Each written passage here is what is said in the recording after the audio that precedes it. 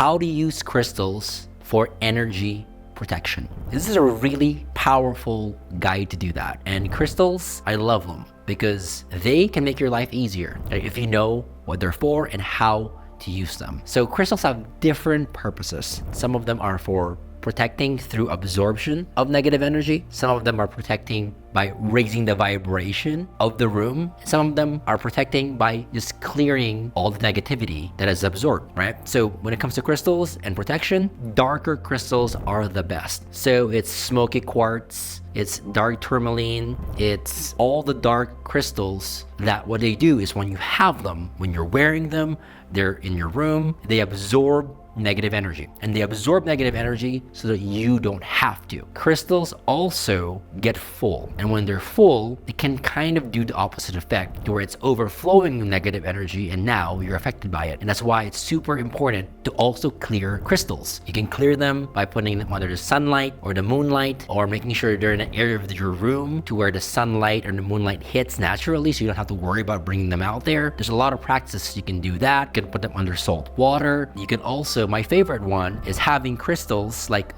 citrine, for example. Citrine is a very powerful crystal because it carries the energy of the sun. The sun is one of the most powerful clearing energies. It's a disinfectant energetically. So a citrine, it can mimic and duplicate the energy of the sun. So when you have a citrine in the room or a citrine near crystals, it clears those crystals. So citrine, you can wear them, put them in the room, put them next to dark crystals so that those dark crystals never get full. It's always getting cleared and filtered out, by your citrine. When the vibration of the room is high, the negativity and darkness can't even exist because they're two very polar vibrations. So there are certain things you can do. You can use a crystal grid with selenite. Get selenite sticks and put them in each corner of the room, forming a grid. And when you have selenite sticks around you, it raises the vibration of the room and it pulls down the energy of the angelic realm. When the angelic realm is there, nothing can get through. Nothing negative can go through. I focus on crystals for protection through absorption, through clearing other crystals, or through raising the vibration of the room. And again,